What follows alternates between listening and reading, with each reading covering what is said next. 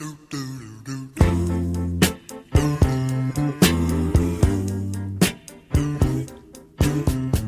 to the Rock's Back Pages podcast, and a very happy new year to all those listening to the first episode of 2022. I'm Barney Hoskins, and I'm here with Mark Pringle. Hi, Barney. And Jasper Bowie. Hello, Barney. And joining us today is the one and only Pete Wingfield. Welcome, Pete. Thank you very much, Barney. Hello. Well, hello, Mark, and hello, Jasper. It's great to be here. Good. to have you here. Welcome to Hammersmith. No sleep till Hammersmith. Yeah. We're going to talk in this episode about your career as musician and producer, but let's start with Soulbeat, the fanzine you launched in, well, what year was it? Can you remember? Well, I think it was early 64. I think. Okay. Yeah, but strangely, none of the issues have dates on them. So, that's the mark of a great fanzine. Well, it's a mark of not thinking it was going to matter. Yeah. Which school? It doesn't actually. Which school were you at the time? It was a very august establishment, Wellington College. Absolutely. In Berkshire. Yeah. Marvellous. How many soul fans were there? Very few, but there was a few blues fans and stuff, and but no, it was a kind of, I was sort of under the radar there. I did manage to organise a trip to see James Brown at Walthamstow, Granada, under the auspices of the Jazz Club or the Jazz Appreciation. What he had to do with jazz, absolutely zero. But that was quite something.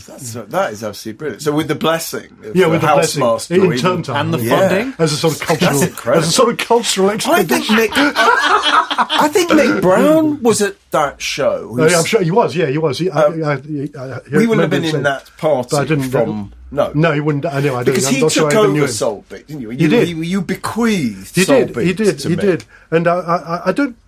He may correct me on this, but I don't think we've ever actually met. Wow. Because in those days, it's hard to imagine, but things were so different in terms of communication. Everything was by letter. Yeah. You didn't phone. Well, most people maybe lived at home. You wouldn't use the phone at home. No. There was no question of people. Especially for your father put a lock on the phone. No question. So it was all by letter. So everything was very, very slow moving and quite formal. Really. Very well, quite formal. Except you just sort of scrawled a letter and opened the pen. But so there's no.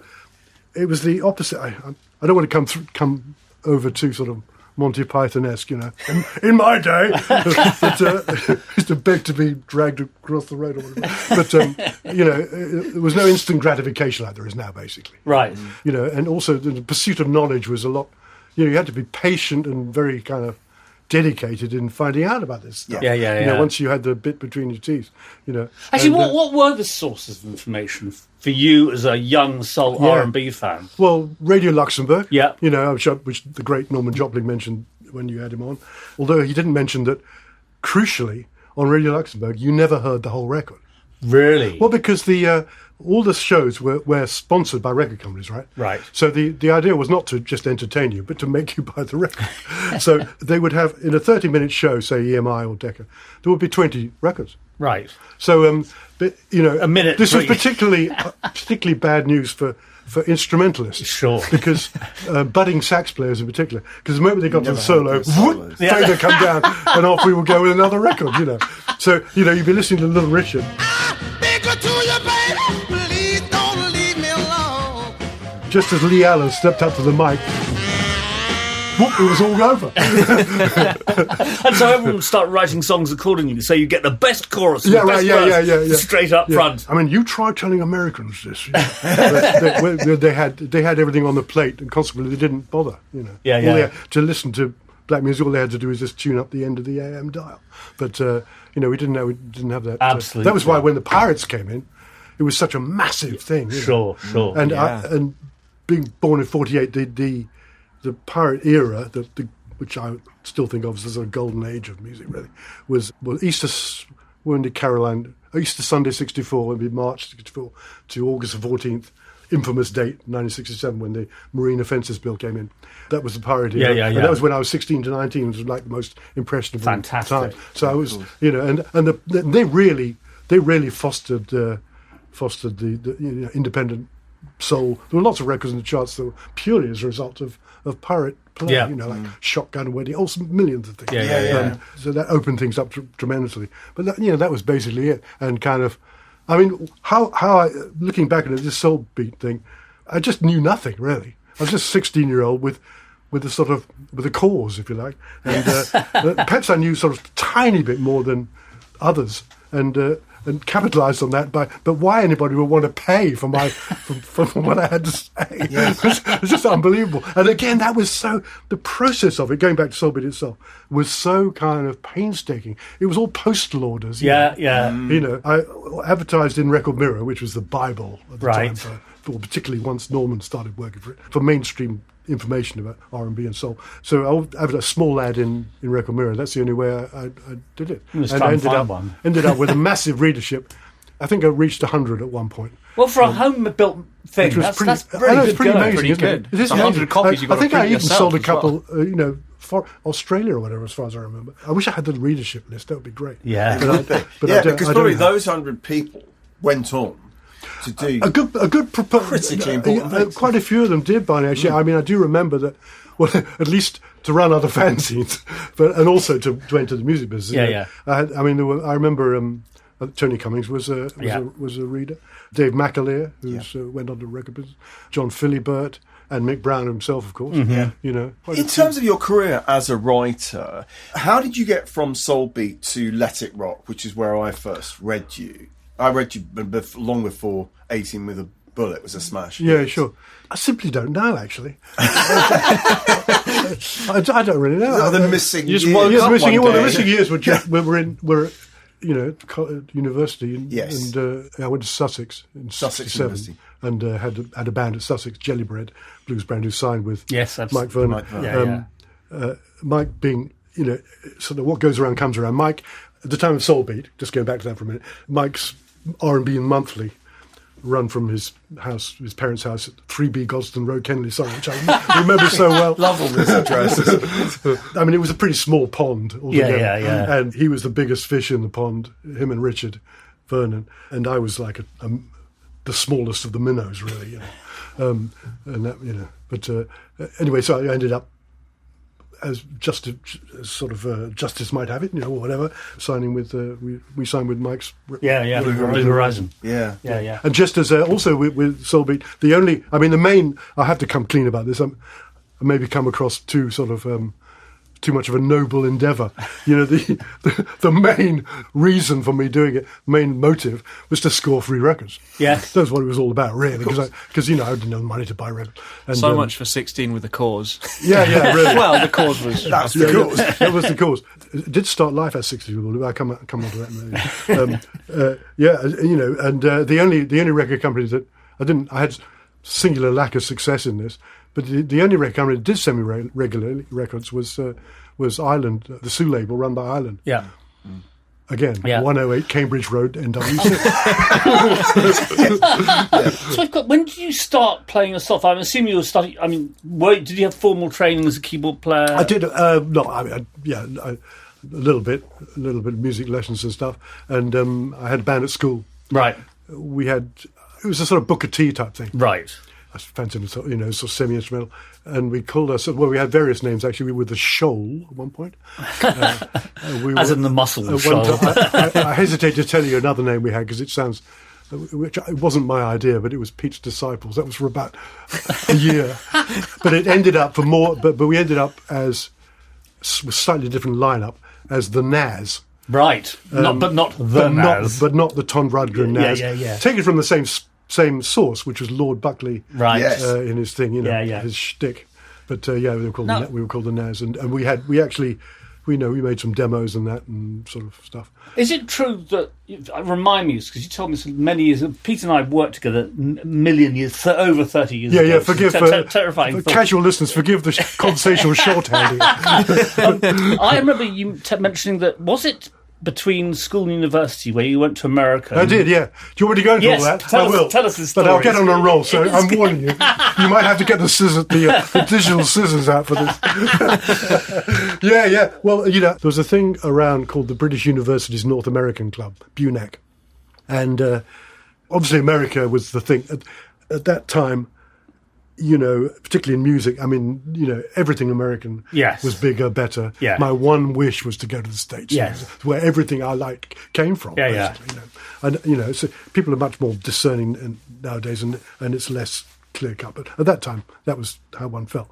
And BUNAC, if you had a place at university and you could get a discounted, you could get a visa to work, and a discounted travel and all that, you know. So I went over this, got it, and part of the deal was you went over by ship. All students on a ship, can you imagine? From every country. Wow. Sort of bacchanalia on. And this was, I can tell you exactly what it was, because when we got there, all the Israelis, students, had to go right back to Israel because it was the war had broken out. Right. Yeah. Blimey. Yeah. Anyway, so I got there. I had a job ready for me in the Catskills, sort of dog's body in a hotel in the Catskills, which taught me a lot, which I probably won't go into now. It's got nothing to do with music. But, I was on the ship. Great, you know, coming into, this is the moment which I will share with the world. Because, you know, I'll never forget this moment. And, you know, I had my little transistor radio with me, you know, and coming into New York Harbour about 6:30 or 7 in the morning, sunrise, came up on deck, you know, sort of bleary-eyed, turned on, and there's a Statue of Liberty and the sun's coming up, and turned on my radio and I found WLIB. And it was Eddie O.J.'s Soul at Sunrise. And he was playing this great stuff. I thought, I'm here. Promised land. This is what, you know, I mean. That is like something from a film. So that was great, you know.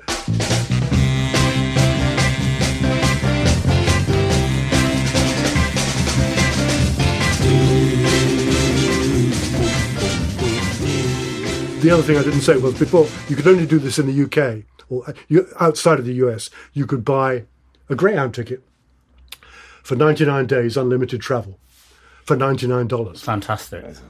And I think I must have done about, I went all over the States. I was like... Yeah. Why wouldn't you?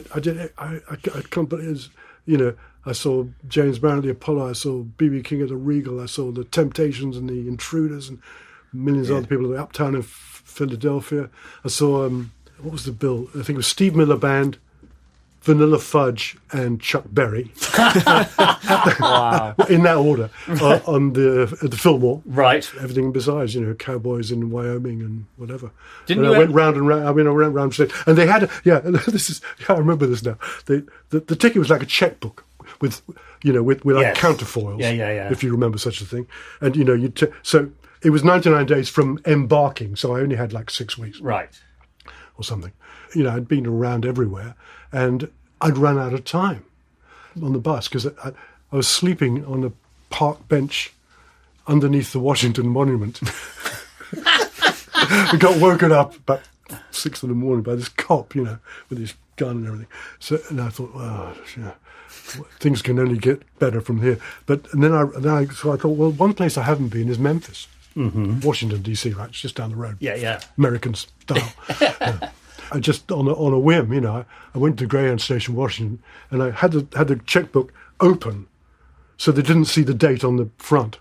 You know, just the counterfoil. Yeah. And I got on the bus and they let me on. So I got to Memphis, right? Immediately made a beeline for 926 East Macklemore Avenue. Right. Stax.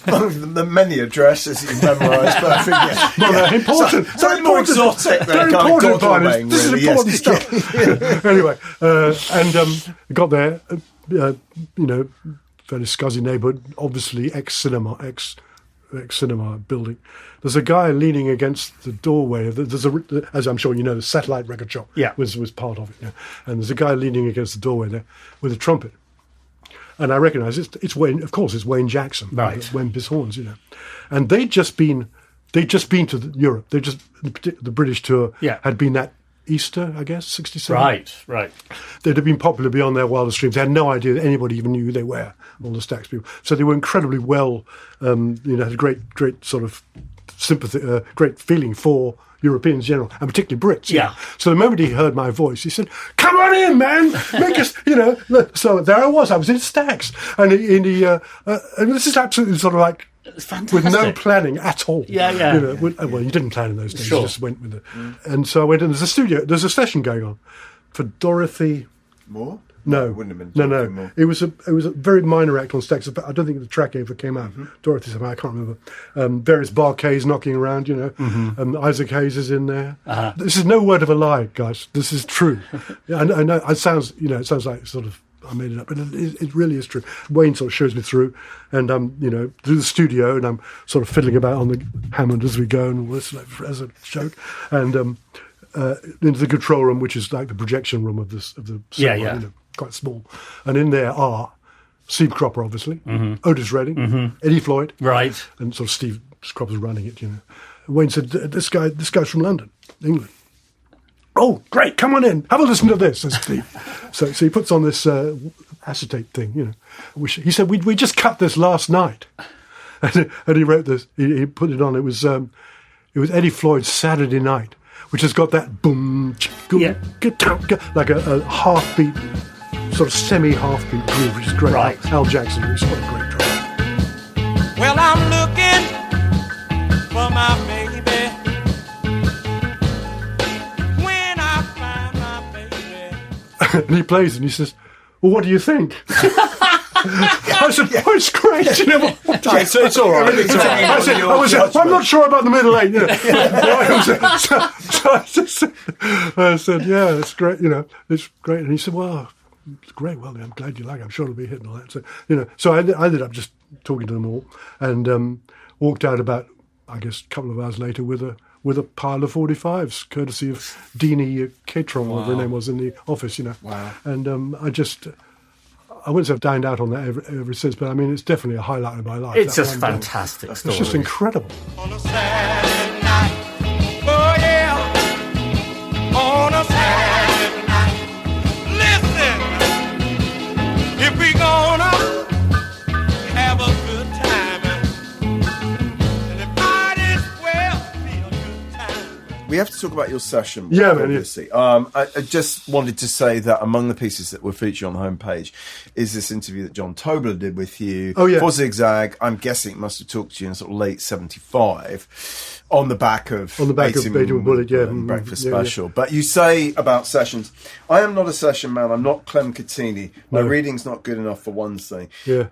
I'm a desperate bluffer. Yeah. And you say it. and then he said, "What have I been on recently?" Well, both Mac and Katie Kassoon hits, Al Stewart's album, a couple of tracks on the Mud album that's just come out. I'm slapping the ivories on Tallahassee Lassie and Let's Have a Party. Am I really? I didn't remember that. I love that. So, I mean, that Slapping really was your life. In parallel with Yeah, it writing, was, you were playing sessions all the Yes, time. I mean, it was largely down in the first place to Mike Vernon, who was his sessions I played on, and then it sort of went to other ones, you know.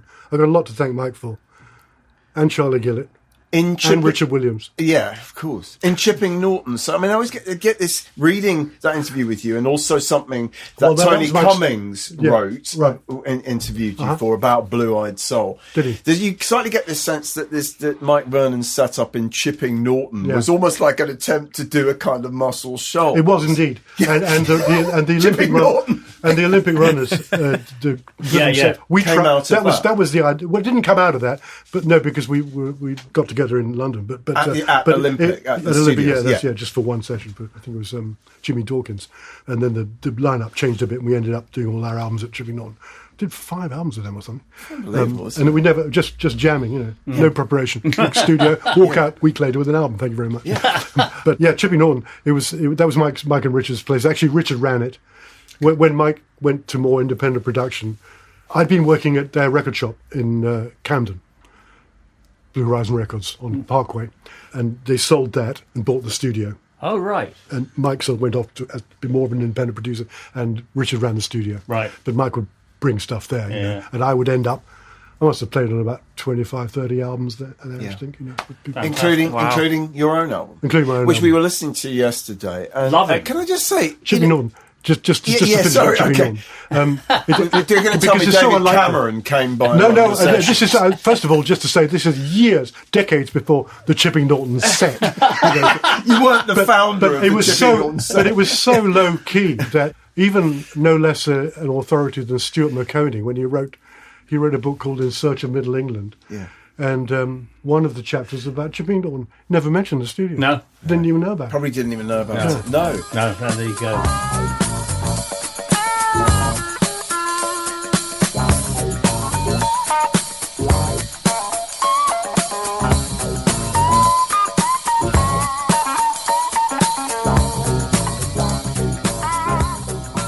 So we listened to Breakfast Special yesterday, and oh dear, I'm sorry to hear that. no, pleasantly Was this the surprised CD? to find that it sounds very good. It really, really does. I mean, Oh, bless you.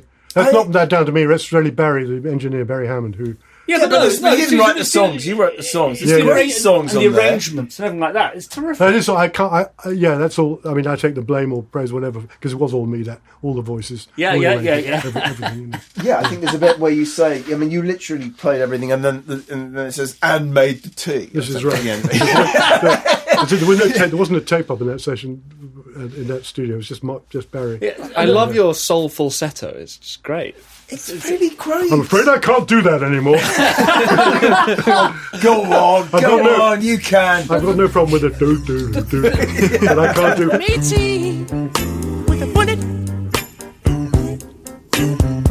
Got my finger on the trigger. I'm gonna pull it. I'm picked to click now.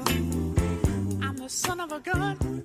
I saw you playing with Van Morrison at Nebworth in '74. Did you? And really? I already knew of your name then. I don't know why I necessarily known of your name. Because when he introduced, it was like, Pete Wingfield. Yeah. Well, how was that the case? I don't know.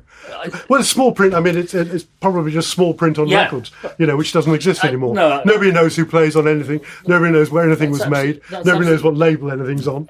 Nobody knows anything about anything. But then, so when 80 with the Bullet came out, absolutely loved it. I'm Martin Collier, our mutual friend, Martin, and I at art school at the time, just adoring this record. It was just Martin used to do quite a good impersonation of Pete's falsetto. Oh, well, perhaps we could get Martin Get to come over and do Falsetto off. Yeah, exactly. Let's Probably do it better than I can recreate now. 80 with the Bullet was I've originally written it with because I was signed as a writer to Island Music before I signed as a performer.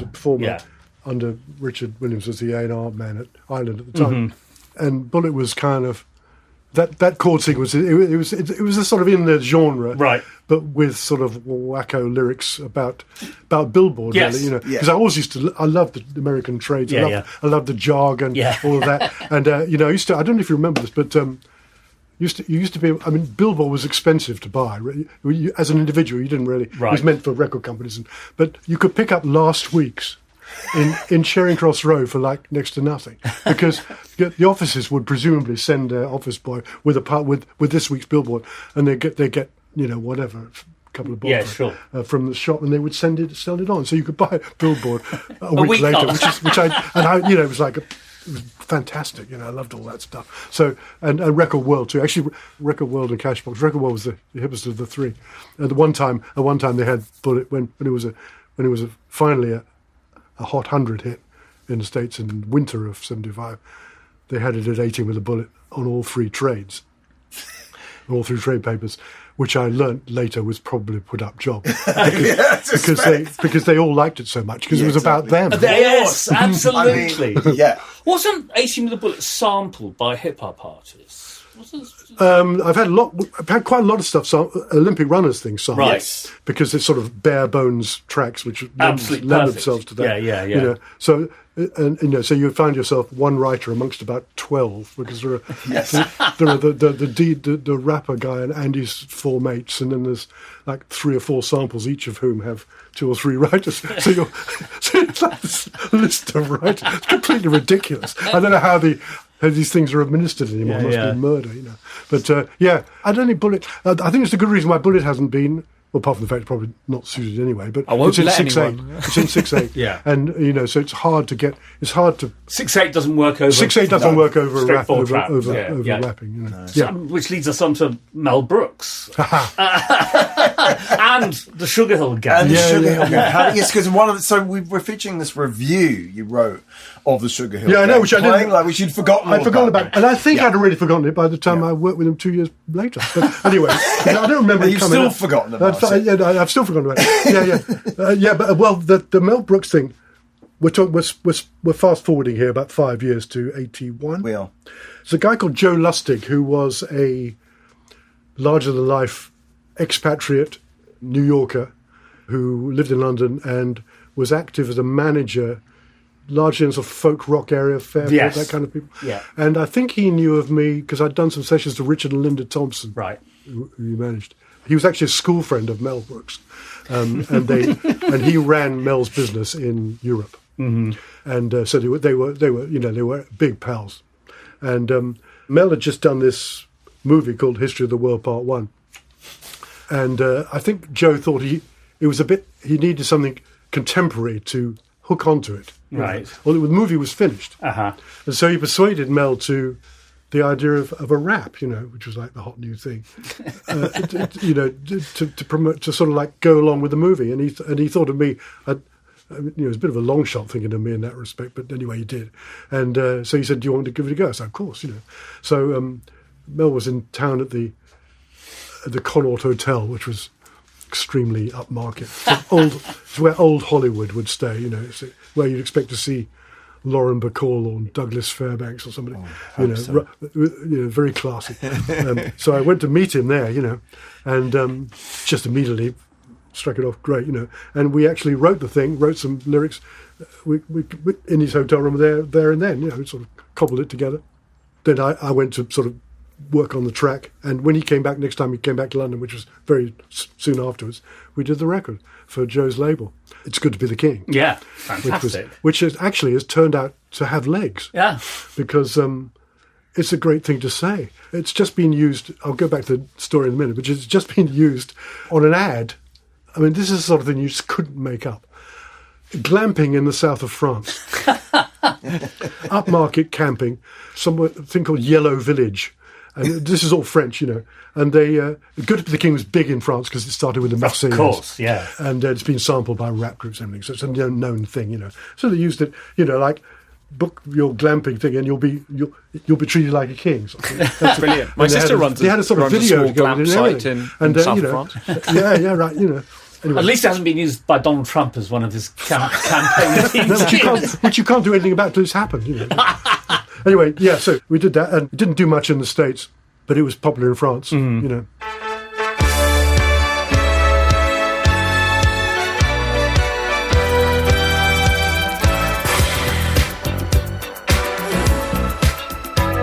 Now get down, people, and listen to me. Gonna tell you how I made history. You can call me Louis, I'm the king of France. Check out my story while you do your dance. Now it's 7. It did make a little noise in the States, and it was a big favourite on WBLS. Right. Which was the Yes. hot dance station. Yeah. So where they had Frankie Crocker, Eighth Wonder of the World, all that. Who I'd actually met when he was at WWRL. Right. In his yachtsman's uniform and all that. Oh, fantastic. He looked like a sort of sort of Black David Niven or something. Did he ask you for a backhander? No. What a voice! Yeah, it's fantastic. Fantastic. Yeah. Is put more glide in your stride, man. Oh man, put more dip in your hips.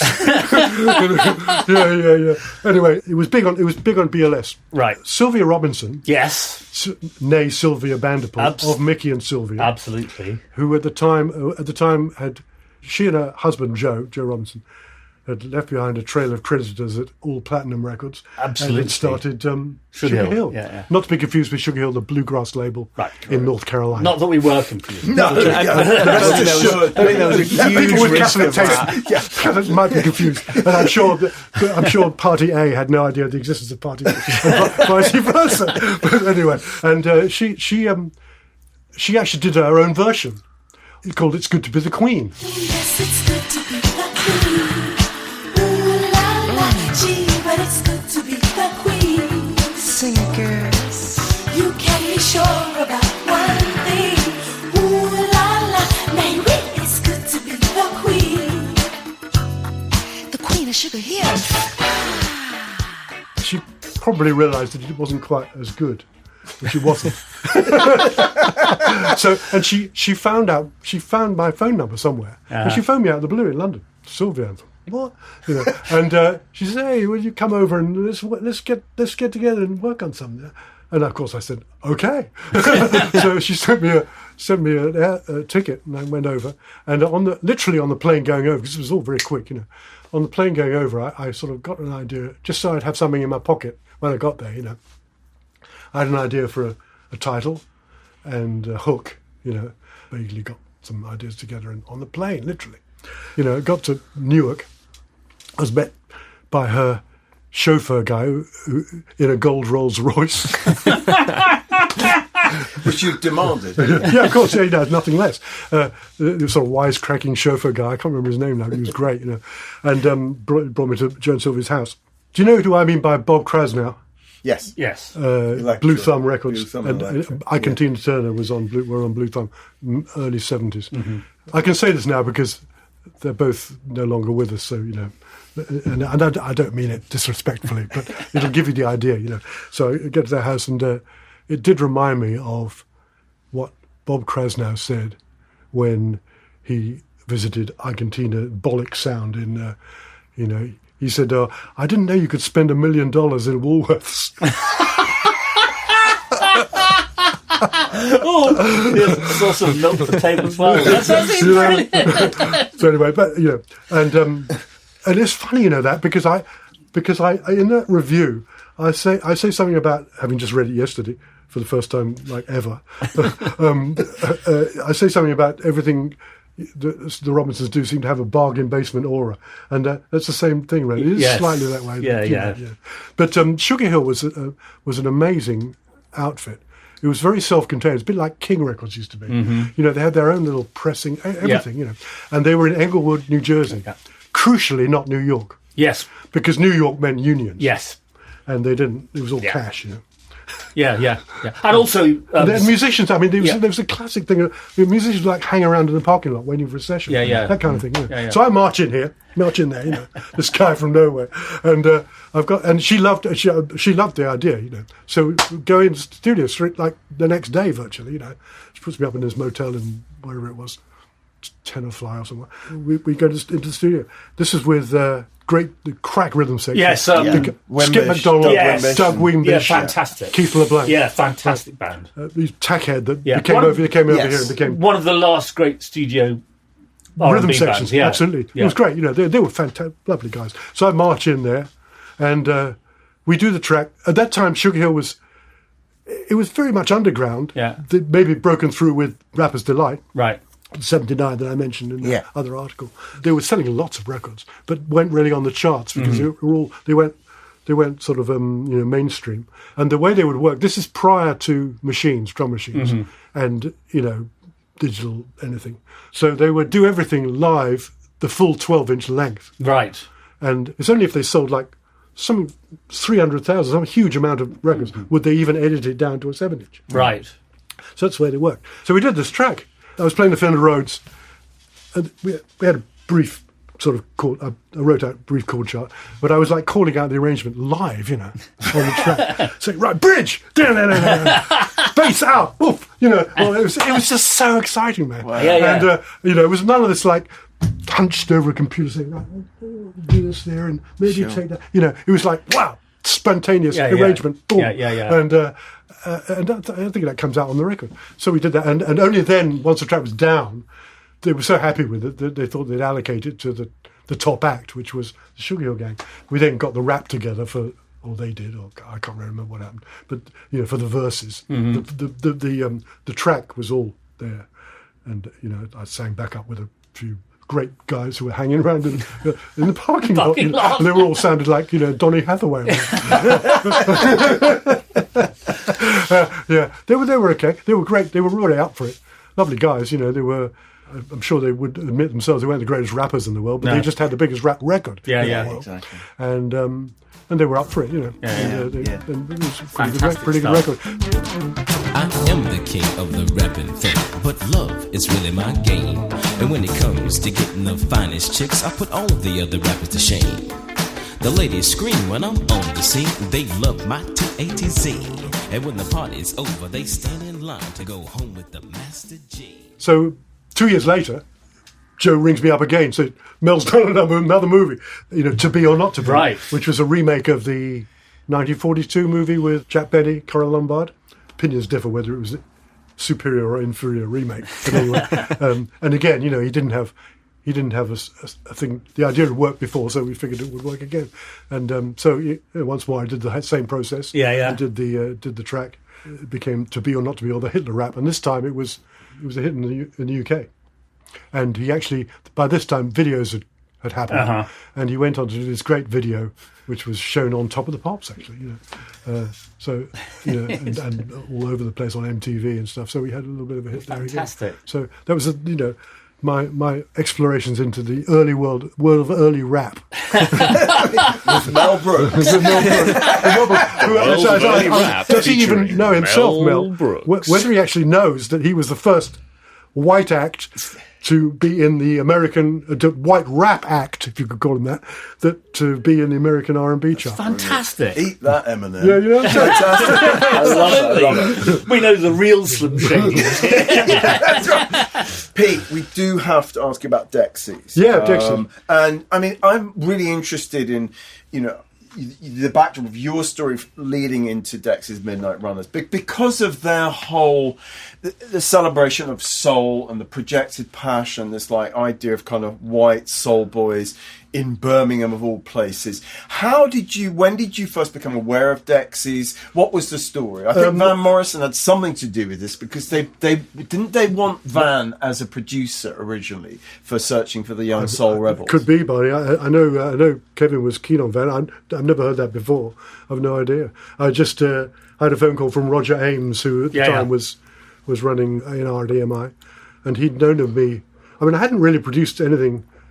I'd done a record in, I think it was 75, with Mike McGear, Paul McCartney's brother. Yeah. And they misspelled my name on the label. Winfield. Woolworth style. Yeah. Right. And I'd done a couple of things for Transatlantic, called Out to Lunch, and one thing for Ace, a group called Red Beans and Rice. Right. But nothing of any note. Yeah. But I suppose Roger must have heard something or other, and phoned me up to go to Birmingham to see this band. And the people, it seems to have sort of mythical status, but with people that they never had with me. It was just a job, and I did it well, and they were a good band, and that's about the end of that. Yeah. I went and met them, and they thought they seemed to be very driven, and kind of that's one word.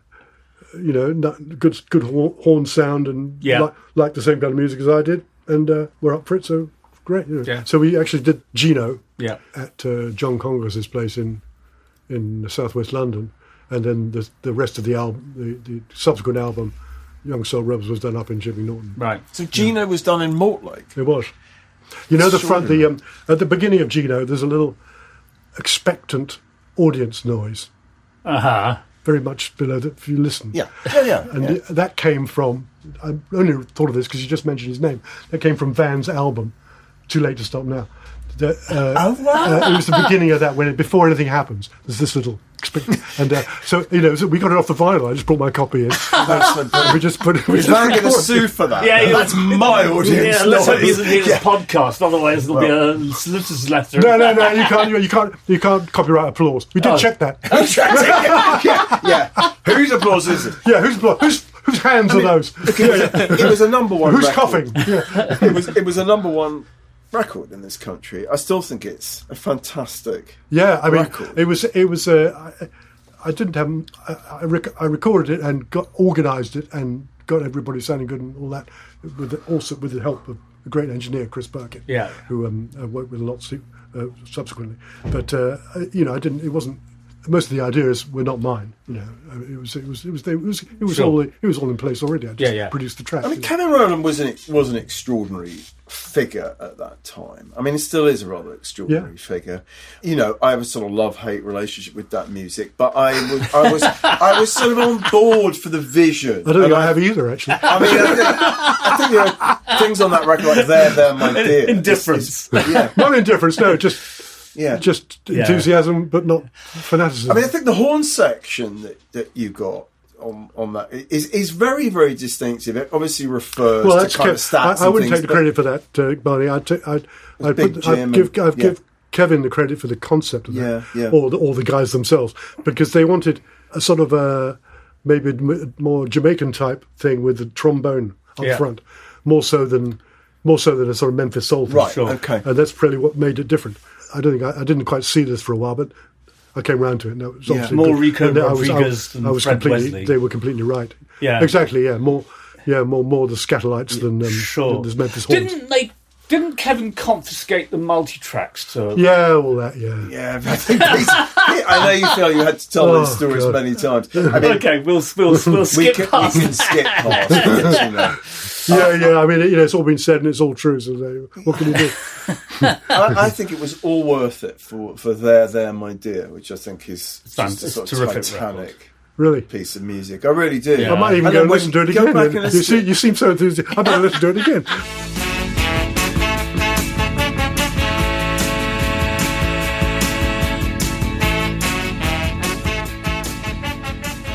The thing is, I never listen to anything after it's done. No, I understand that. I mean, I was talking with the Everly.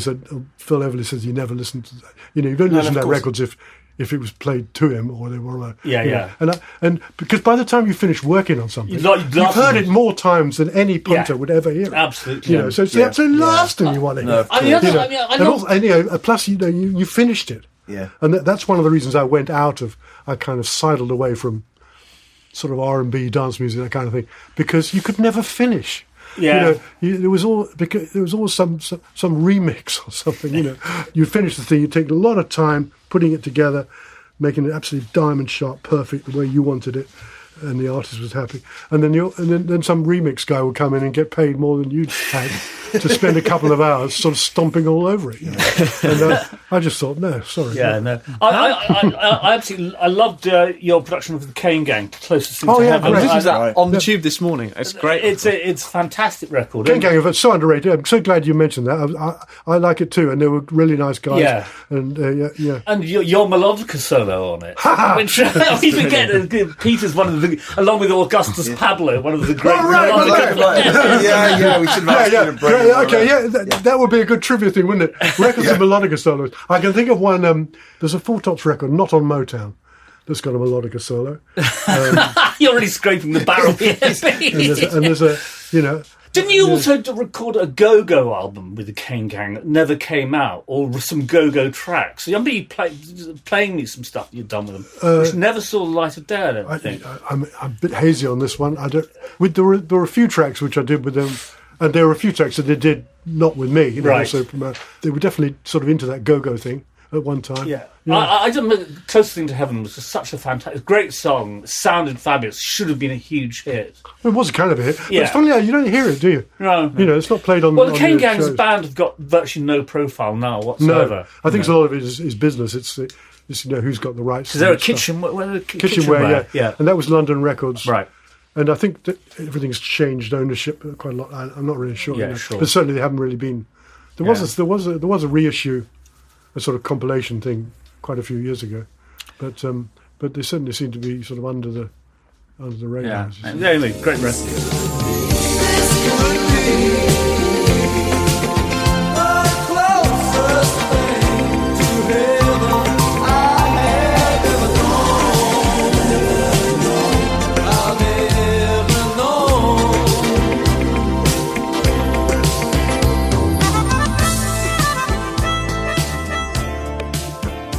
How did you decide which artists you wanted to work with? I've never hustled anything, ever, of any description. I'm just not that way, I find, in fact, people who do that are a bit of a turn-off, really, aren't they? So, I just maybe get a call, they'd send a cassette or something, Yeah. And if I like music, I go and meet the people, and if that, take it from there. there. You didn't feel the need to, develop a kind of signature Pete Wingfield sound or anything? No, I don't think there is one. No, I really didn't. Because I was a session guy, Yeah. So we did all sorts of music and whatever. Yeah. Just, in service of the song, really. Cool. I saw you on stage with the Everleys. You were there with their first reunion gig at the Albert Hall. Yeah, I'd again, neatly segueing from Sessions, I'd done an album with Phil Everly, solo, including that hit with Cliff, She Means Nothing to Me, what's it called? 82, produced by Stuart Coleman. Yeah. He got me in on it, so I've got him to thank for all this. The late Stuart Coleman, sadly. The biggest, talking about the production, the biggest thing has been the Proclaimers. Yes, 500 miles. 500 miles. That's my biggest production by far. Absolutely. Yeah, they're huge hits. It's like the Scots national anthem. Yeah, it keeps on giving, man. Does it keep Yeah, the royalty checks. So Craig and Charlie says, "We're going on tour for you." Is that why you arrived here in a gold place? No. But they're great. Craig and Charlie and Kenny MacDonald, our manager, they're the only people who have phoned me up to blow me out. Really? Which I thought was great, because it never happens. That's when I first met them, they were debating when they had Letter from America. They were talking to Jerry Rafferty and myself, and they ended up going with Jerry Rafferty. Right. And they called me to say that, And that was such a gentlemanly thing to do. Absolutely. It never happens. No. You always find that somebody's doing what you wanted, by a third party or once it's already happened. Yeah. People never blow you. Yeah. They just move on. Yeah. And this is all, not just in music, in everything. And Sure. and that was such a nice thing to do. I've never forgotten that. But anyway, that's great. For 500 miles, it was one of those things where when we did the track, it was just perfect. I even now I wouldn't change a thing. Right. It was just one of them, and we just sat back and listened and thought, this is something else. It very rarely happens. Yeah, sure. Usually things, okay, it'll do. Let's move on. Yeah. But this one, it was different. Fantastic. And I thought, and it was just, and it was such a good groove. Had a good rhythm. Yeah. This was before they had a band, so I had Paul Robinson and Phil Cranham on bass, Jerry Donahue. Oh yes, fantastic. Who's in bad way right now. Oh, is he? He's had a bad stroke and can't really do anything. Fantastic player. Yeah, and it was and Charlie on acoustic, and I played a little Augie Myers type organ right now. But I would walk 500 miles and I would walk 500 more if there be a man who walks 1,000 miles to follow that you tour. So actually, Donahue, because in the Everleys, of course, you had who's that marvellous guitar? You're doing it. What I said. Exactly. You know the guy. Yeah. The whole episode. You're too young to do that, man. You're too young. This happens already. Albert Lee. Yeah. So you and really hot country guitar players have a sort of ongoing relationship. Well, Albert was in a kind of the way it was. Albert was Don's guy. Right. He'd been working with Don. That's it. I didn't know him before, and I'd been doing the stuff with Phil, and he, sort of rated me, so he recommended me. So when they came to do this reunion, which was like organised from London. Yeah, we came together and chose. But actually, those Albert Hall dates was Cliff Richard's rhythm section. Right. It was the late Graham Jarvis, a fantastic drummer who went far too soon. Mark Griffith on bass and. You're doing it. Someone who's going to be very insulting. Martin Jenner, he would be, but unfortunately he's no longer with us as well, on guitar. Sorry, Martin, wherever you are. That was great, and then that went over great, and they ended up properly going on the road and got me over to the States, and it was a whole different lineup, apart from Phil Cranham, the bass player, who I got over because I'd been working with him on Hot Chocolate. Hot Chocolate. I was... started with a kiss, man. That's all me. That's fantastic. I love that. That's record fantastic. So much. That's just me. That's Phil on bass. Phil Cranham. Such a great record. I'm on keyboards, singing back up with Chris Cameron and Errol, and that's it. None of the group. That's fantastic. Gosh, Mickey Most. That's somebody else we could talk about. What a great guy. The king. He was a real Epicurean. Was Mickey Most. What a great guy. Yeah. He never took himself seriously, and as a result, was incredibly successul. fantastic. Anyway, go back to the so I've been doing that. I've been doing the stuff with Phil, and we ended up, being a sort of touring act for 18 years or so. I seem to remember you telling me that they didn't share the same planes, dressing rooms, hotels, anything. This was nothing new. This was already written in stone by the time I was, it was a genuine reunion, and they, there was a lot of love there. Oh, don't get me started, brothers, Yeah. They're both gone now. But I ended up being particularly close to Phil and my wife Jane and his wife Patty. He was a friend for life, and miss him. Still miss him. Yeah. He was also. If we get to talking about McCartney with Mick Green, Mick was big mates with Phil because they'd met on some British tour when Mick was playing with Billy J. Kramer. Oh, really? And they bonded. I've never known two guys. I only ever saw them laughing. They were walking. Mick would walk, and they'd just be like that. They bonded over chain smoking and humour, and of course, the chain smoking. That's the reason neither of them are here today. Yeah.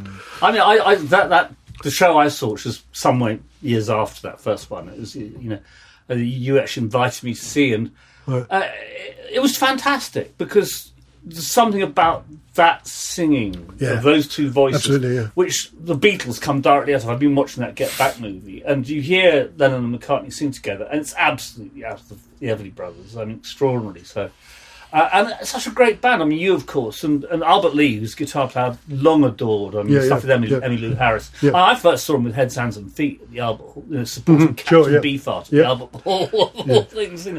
It's great stuff. So, I mean. So you toured with them? Toured, all over, not Britain and the States, but also other countries as well. Yeah, in between doing everything else.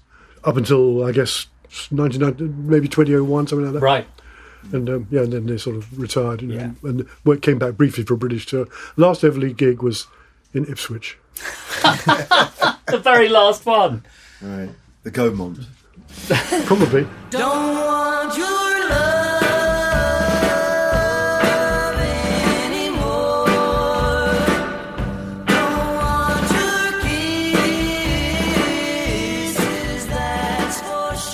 You mentioned on McCartney. We should briefly talk about working on Run Devil Run with Paul McCartney. Right. 5 minutes there, just in 99. But he got me in on that, Paul himself, I think, pretty sure, along with Mick, I'd known Mick just meeting him on Everly shows, but never worked with him before. He was great. What a great player. Lovely guy. Oh, great guy. But it's not a good idea to fly to LA with a chain smoker. Because you couldn't get a bit crazy. Couldn't speak. This is pre-Nicorette. This is it's post smoking ban on planes, and he was going crazy by the time we got to the airport. Poor bloke, He was, he made a beeline for one of those horrible glass cages that they put the smokers in. Well, I think Paul was, it was kind of a sort of therapeutic exercise. He wanted a thing with no pressure to do some rock and roll, And actually, Mick had previous with him because he'd done the previous thing like that. He'd done an album for Russia, for the Soviet Union in 1988 of rock and roll covers, and Mick was on that. McCartney had, It's called it's called something in Russian, which you can't. Back in the US. It's got a Russian title. I think it is called something like that. Right. Yeah. Or Back Again or something. Yeah. Which had only come out in Russia, I think. You can, yeah. Someone will find that out. Not let us know. But no, quite. And anyway, and I think Chris Thomas, the producer, brought in the two sort of rock guys with Dave Gilmour and Ian Pace. And he just. I remember Paul sort of got us together on the first morning and said, "Hey, right, this is the thing. We're going to do this just like we used to do with the Beatles. Turn up in the morning, meet in the cafe, have a cup of tea and a fag." And I'll play a song for today. He said, except no fags. That's the same apart from no fags. That's what we did. Just took 5 days doing stuff. Right. And it was great. Good. It was great. And then he had me do the various promotional things later on. Sure. Yeah. But it was great. It was nice little thing to have done. He was lovely. Such a lovely guy. Yeah. It was absolutely there was no trouble actually. Yeah. Well, have you watched the whole Get Back? No, I haven't. No, right. I'm marching through it at the moment. I haven't. I have to say there's the Cavern Club thing we did, which was a video. The sound check was better than the gig because Paul was so up for it. he shot his voice during the afternoon. Right. He was doing it. He was going for it. In the sound check. And you think he'd have learned? I think he was just so into it. He was loving it. Right. Okay. Yeah. I mean, listen. Going back to your Let It Rock days, just for one moment. We've included this piece you wrote in Let It Rock called "Soul Foundation's 20 Essential Soul Records." I just wanted to quote the opening of it. "Oh Lord, I'm going to get shot down for this. I mean, who am I, PW, a mere mortal of 25, irrevocably bound to one age's conditioning, one set of prejudices, what terrible to sentence. sit in judgment on the wide expanse of soul." Pretentious twaddle. if I think maybe it was ironic. I was being ironically pretentious. So you then basically That's a great defence. The idea is to give the get out of jail card. The idea is to give the lay reader a sort of introduction. Actually, I read soul this. music. I mean, I had no idea I'd written this, and I'm surprised I had the patience to put it together. To be honest, but I was thinking I would have now. What did you say? Because it's all like greatest hits, so rather boring. You say you regret having to leave out so many records, and you say Lee Dorsey, Louisiana's funkiest car body repairman, has had his budget best of and his brilliant Yes We Can album set sliced from the lists. I played that yesterday, knowing that we were going to talk about it. It is great. It's so cut down and everything. A lot of acoustic guitar is interesting, and that was sort of late period Lee Dorsey. Wasn't it? Well, so as a result, we've dug out this week's audio interview, which Mark is going to tell us all about. Yeah, it's dear old Cliff White, the late lamented Cliff White, who I'm sure, Pete, you're very well aware of, as an R&B writer. Summer 1980. Because we'll get on to that. He does talk about touring with the Clash. It's recorded actually at Sea Saint Studios in New Orleans, which would have been great, except the sound quality is terrible because it's one of those dodgy cassettes. One side, the last 3 minutes on side 2 are fabulous. A broadcast quality. And the rest of it's like mud. But he's just had a motorbike crash. I imagine he managed to fix his own motorbike, given the fact that he was into his auto mechanics. Not his body. Talks about his early hits. Talks about his love of repairing automobiles, which I love. One of the things I love about Lee Dorsey is that if the music business had died, he'd have been perfectly happy. Absolutely. He had this casual attitude. He came out on stage. He always gave me the impression he'd rather be underneath the car than behind a mic. I think it's almost true. Absolutely. He talks about touring Europe back in the 60s and how much he enjoyed it and all that sort of stuff. His early love of the likes of T-Bone Walker, Wynonie Harris. And he talks quite extensively about recording with Alan Toussaint. Shall we listen to the first clip?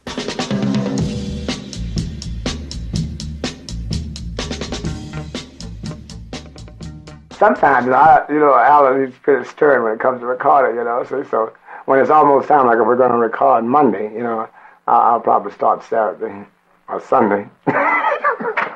So it can be fresh, on my mind and everything. Because he wants it just so, and if it's not that way, you're going to have to do it over again anyway, so you may as well try to get ready for it. Plus, he wants you to put something in it. It's a little job trying to, portray someone else's feelings, But for some reason, he and I always got along fine there, It certainly sounds like it on the records. Oh, yeah. I don't think I could really be successful with anybody else. It was just one of those lucky things, us getting together, because he seems to know more about what I can do than I do. And so far, it's worked out fine. Ride your pony, get on your pony and all right that music. Ride your pony, get on your pony and all you're riding high. I love that. I mean, what a great combination Alan Toussaint and Lee Dorsey were. Apparently they spent a lot of time together outside of the studio. Just hanging out. With friends. Very fond of each other, I think. It's absolutely terrific. I mean, like you, Pete, all of us in this room actually love New Orleans R&B, But there's something very I even did a song about it. Sorry? Scratchy 45. Tribute to... You ever heard that? No, sorry, Pete. I just love that. There's something about the way that he talks about Toussaint there, and those records I think are really particular. They got them, even by New Orleans R&B standards, they got a very particular sound and sort of and they don't really date because they were sort of quirky in the first place. Yes, absolutely. He talks about, listen to the next clip now, touring with the Clash, which is marvellously unlikely.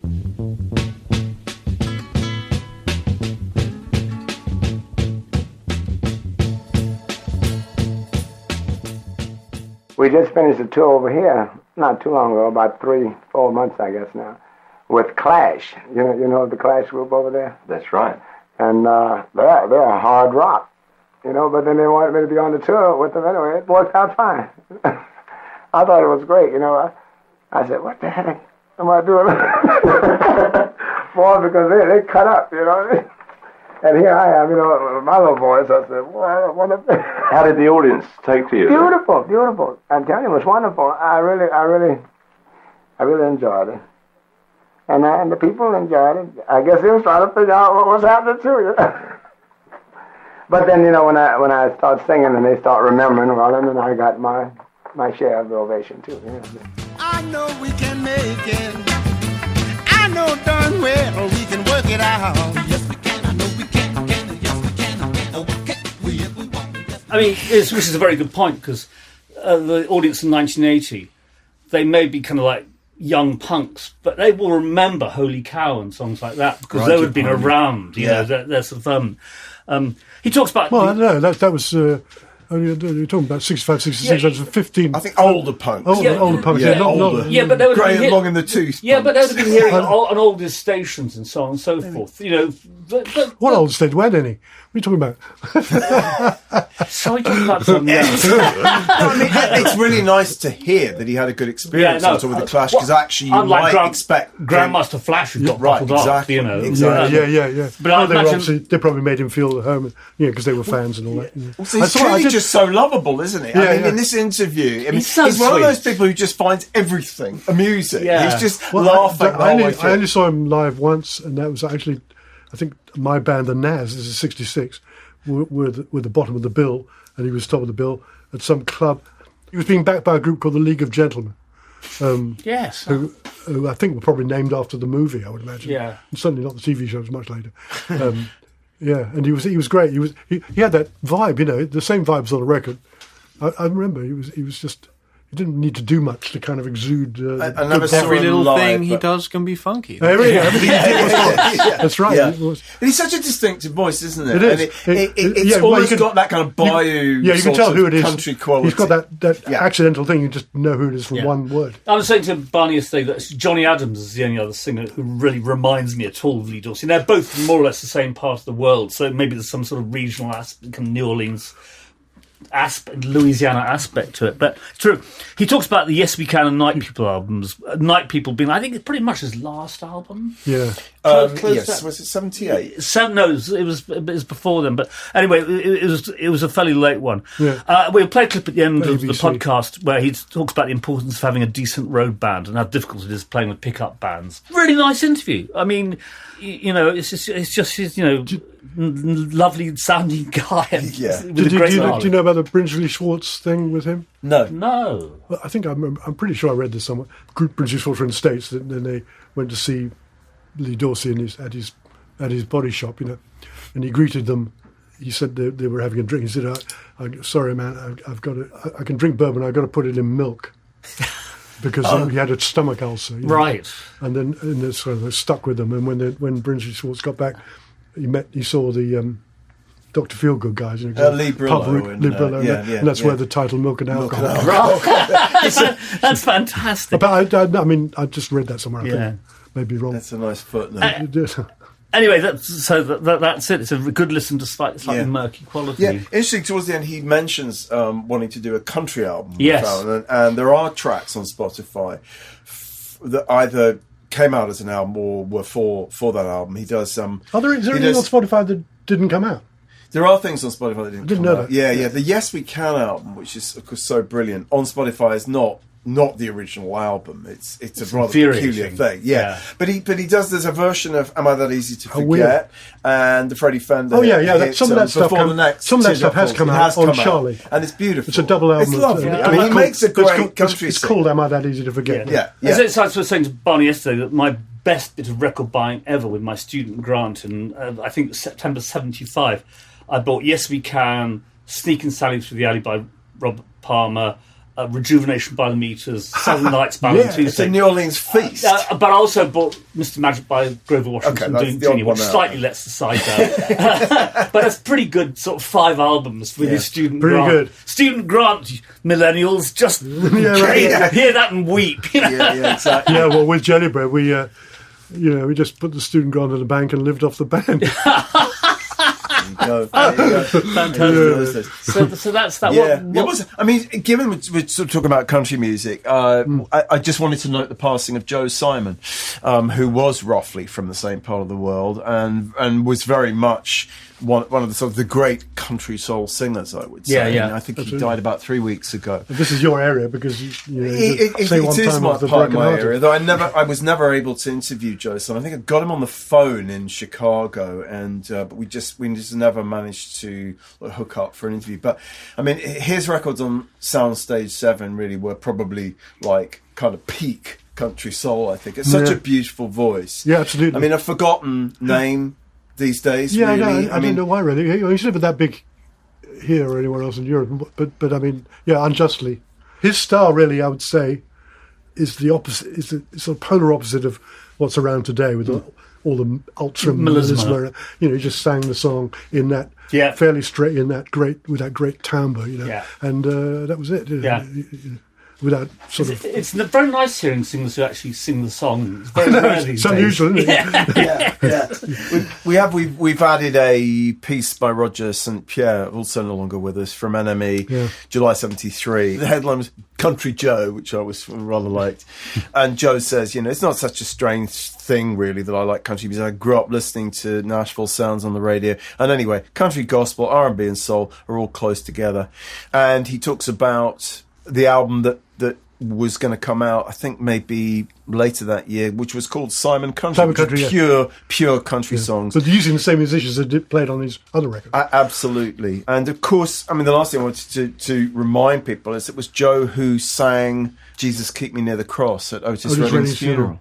Which I'm sure you knew that. Yeah, I only recently found that out. Yeah. And they were big friends apparently. Yeah. They were big friends. So, I mean, the way he says, and there's a video that's worth looking up on YouTube that I think it's sort of put out by his own organisation from 2016 where he talks about that. Yeah, I think he gave the impression that he and Otis were the only straight guys and with all the sort of drugs and everything else going around in the business, and they bonded over that. That's the vibe that he gives. It's an interesting watch, actually. Yeah, it is. Because he's a preacher. He's a bishop now, and it sort of slightly has that, the way born-again people tend to be a bit of a pain in the neck. There goes our born-again listeners. Both of them, rather rewriting history, saying, I hated rhythm and blues. So why did you do it all those years? Of course. It's great. And also referring to himself in the third person, which is never a good start. Never a good look.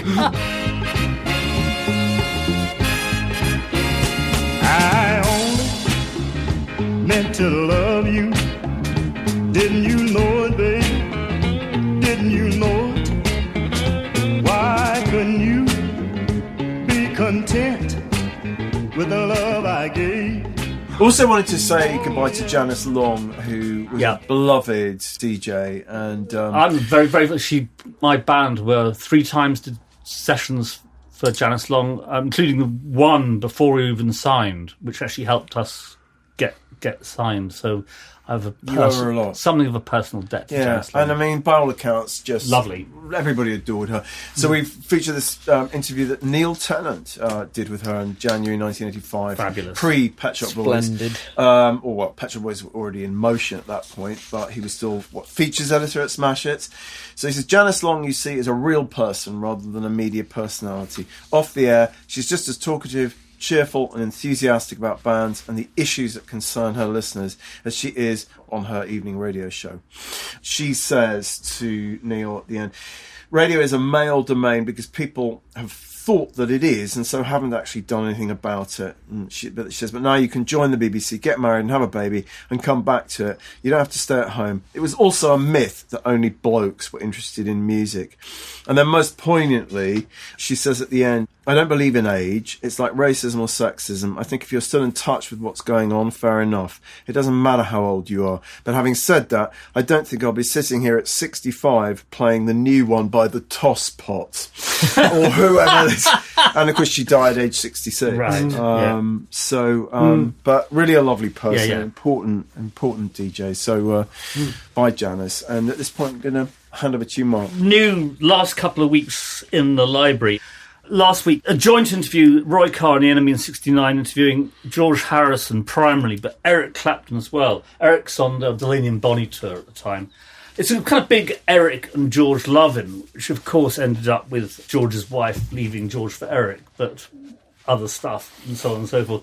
And it's just, Eric Clapton, we were worn out by the end of that Cream thing, tired of the image, tired of the music, tired of touring, which one can understand. 1971, Lon Goddard interviewing the band's Richard Manuel. That had been when the bands were in town to play the Royal Albert Hall. Correct, definitely. Which has been released on the Stage Fright Deluxe. And it's sensational. The BBC recorded it on 4-track, I think. Richard Williams turned me on. He's one of the greatest gigs he ever saw. Turned me on too. And it's a great live album. It's up there with Rock of Ages, which is also a fantastic record. Yeah. But this is recorded about 6 months before Rock of Ages, June 71. And it's absolutely sensational. With Dan and Toussaint playing. There we go. That's Rock of Ages. It all goes round. Anyway, so Richard Manuel's very, very good. He says, many people have tried to do another Woodstock, but it's like trying to celebrate Christmas in July, which is a reasonable point. I love this. Studio men tend to cut out or turn down the foot-tapping and natural noises that go on. We want them left in. And that's very much particularly about... John Simon's approach to producing Big Pink and all that. Yeah. Moving quite a way forward, January 82, Mitchell Kern reviewing Prince's Controversy. I always end up controversy. I think it's controversy in America. That's what he's saying. That's right. Controversy here. Yeah. So we call it controversy. Prince's Controversy.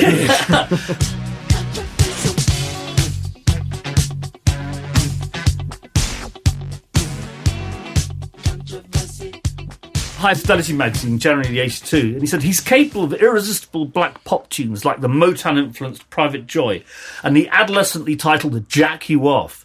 This last song on the LP is a hip-shaking romp that describes Prince's inexhaustible sexual generosity. He satisfies his partner in cars, movie theatres, restaurants, and almost parenthetically, bed, before expecting reciprocation. The moral majority may not be amused, but the performance is a brazen combination of R&B urgency, rockabilly impudence. Rockabilly impudence. There is a slightly rockabilly-ish track on it. Is it the one about Ronnie Reagan? Hold on a second. We're still talking about Jack You Off. Hendrix guitar and the confidence of a kid who thinks he can get away with anything. I mean, it's actually a really good review of that album. A not terribly good Prince album, in my view. In your view. Right, moving on to... Not one of the best, no. This week... Patch on Dirty Mind. Maureen Cleave, we were so pleased to get Maureen Cleave on board, but she died recently. We got her on board before she sadly also went into Alzheimer's, basically, didn't she? Yes. Her interviewing Kathy Kirby from Evening Standard in 1963. And I like... gig with her as well. Did you? Tell us about your gig with Kathy Kirby. As one of these, multi-artist, sort of one song each type. Yeah. 60s. So way back, I can't remember. She just did Secret Love. She was great. Although, very... because it starts off with that... Her version of Secret Love starts off with a sort of banshee wail, and she could still do that. She sort of did it off... As far as I remember, she sort of did that off stage.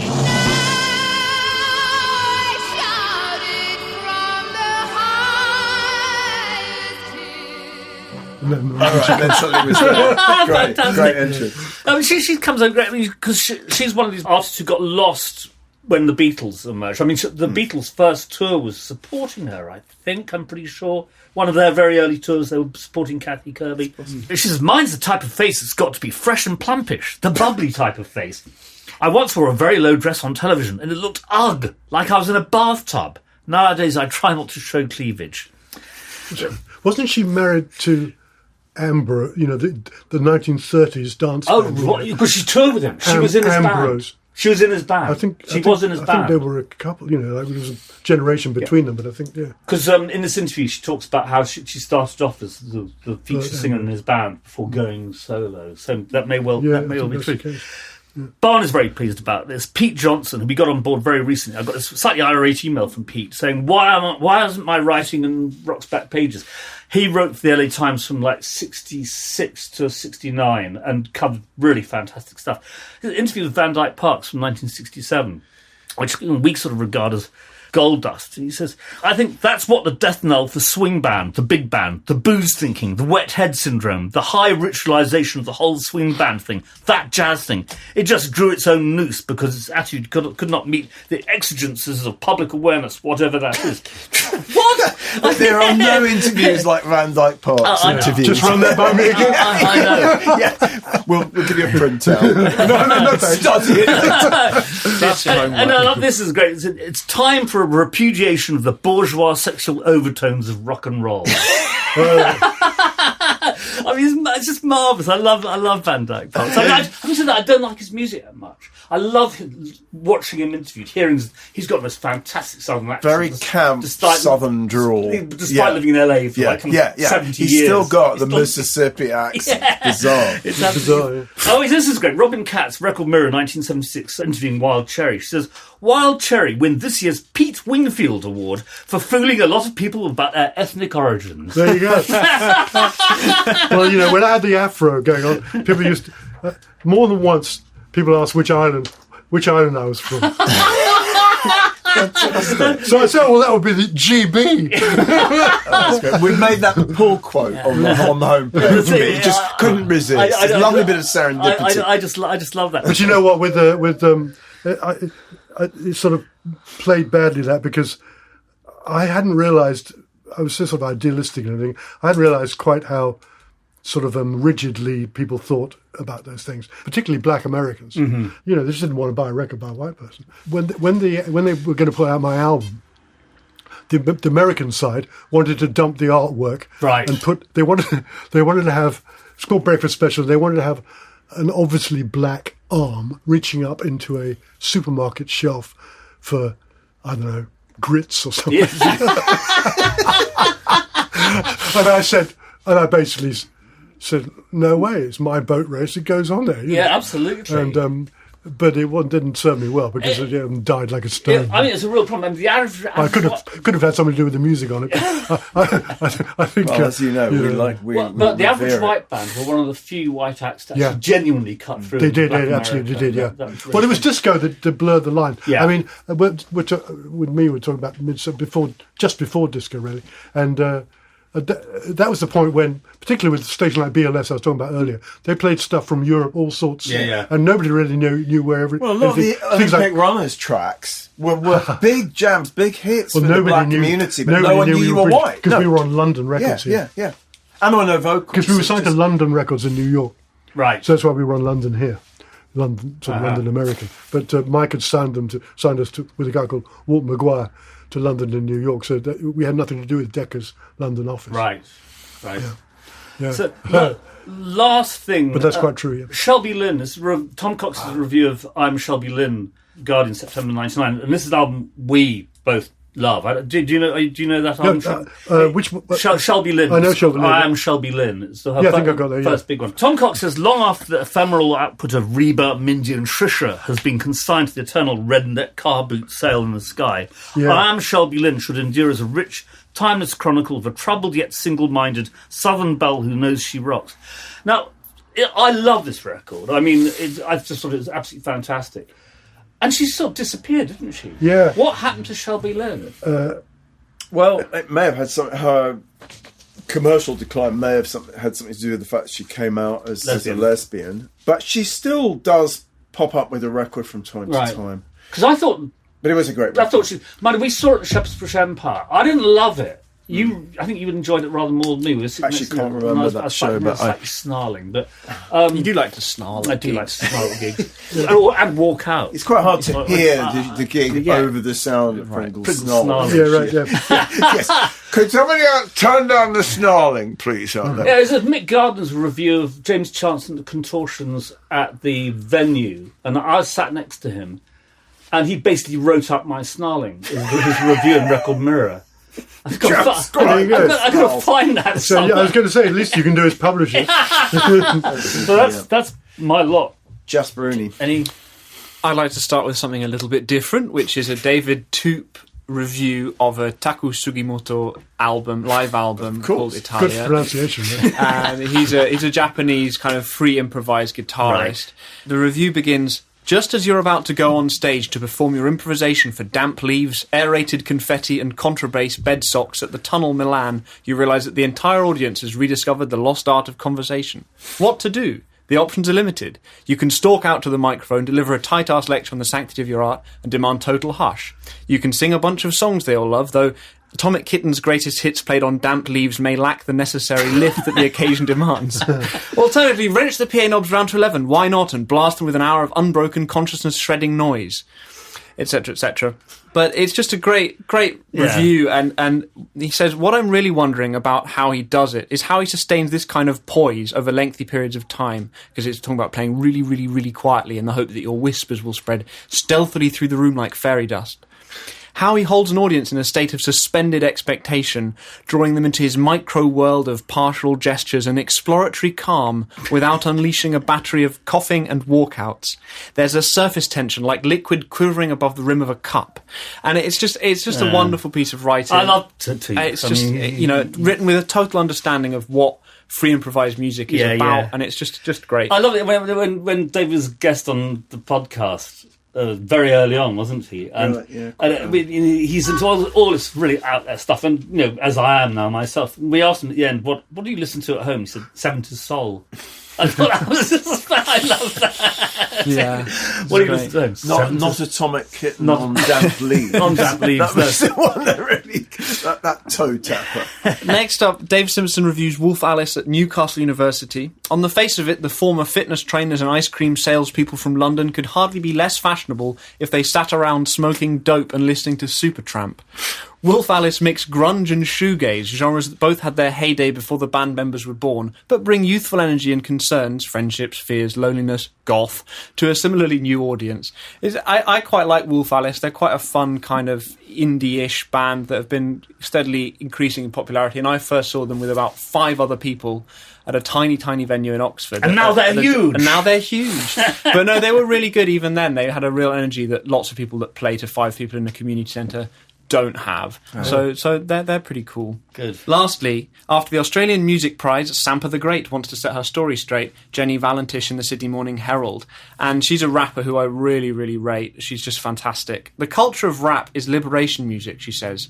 And with that came an attitude. But as humans, we have different facets of ourselves. Sometimes you want to talk about your heart. Sometimes you want to talk about your spirit. Sometimes you want to talk about your soul. Sometimes you want to cry. I thought if I brought in my femininity to my music, it would be considered weak. But it's actually proven to be the opposite. And that's great because her rap is distinctively female. She's got a song called Female. It's got real power and real poise, and I think she's great, so I wanted to mention that. Good stuff. Brilliant. Big bold woman gonna come and applaud. Got my back woman, I do applaud. I'm an Female from the ghetto.